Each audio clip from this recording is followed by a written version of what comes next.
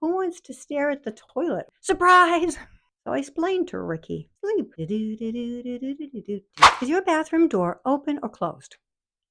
At our house, the door for the upstairs bathroom, that's usually left open. But that little half bath off the kitchen, it's always closed because who wants to stare at the toilet while you're sipping your tea?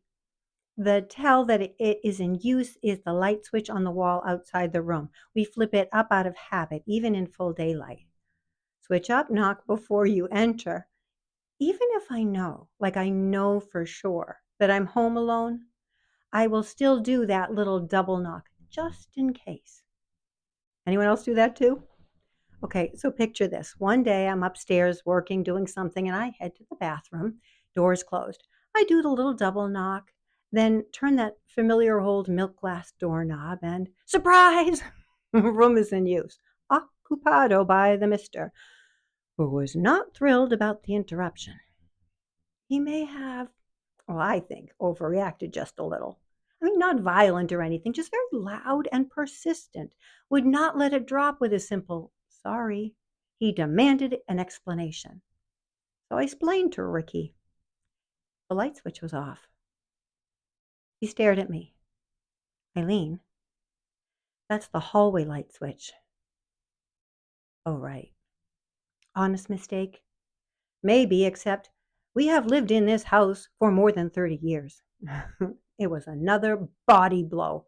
I simply could not trust my brain anymore.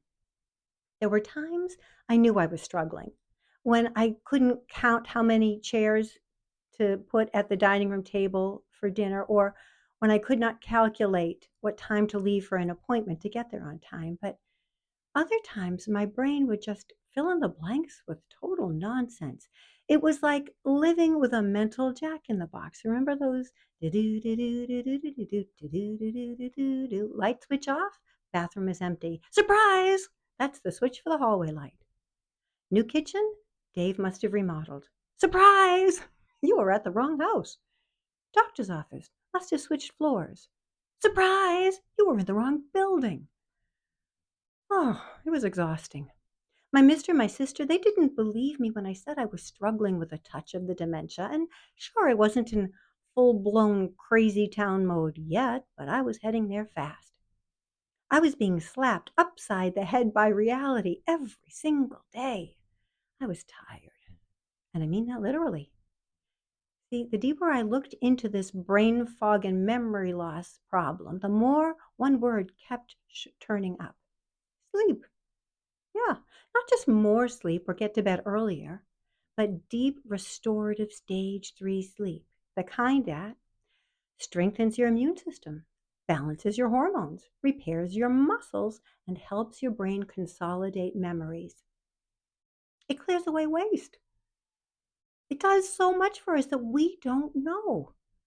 It heals while we sleep. During our deep sleep, the brain actually shifts slightly, allowing cerebrospinal fluid to wash products away, some of which are associated with Alzheimer's.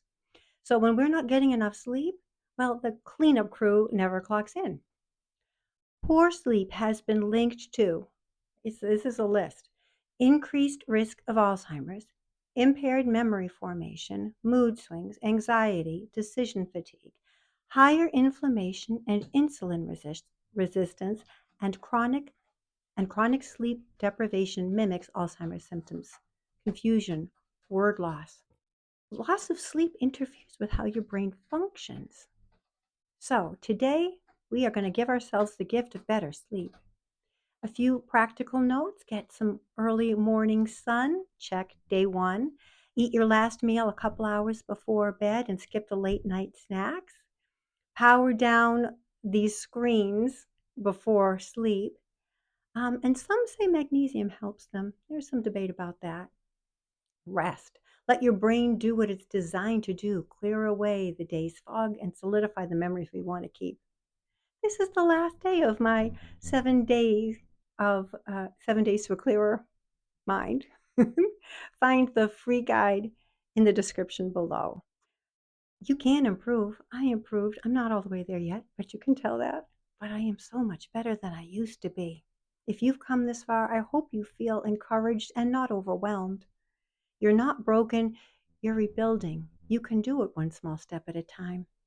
I'm Eileen. I reversed the worst of my early Alzheimer's symptoms through a clean, low-carb diet. Thank you for spending time with me today. Thank you for liking, commenting on, sharing this video. Are you subscribed?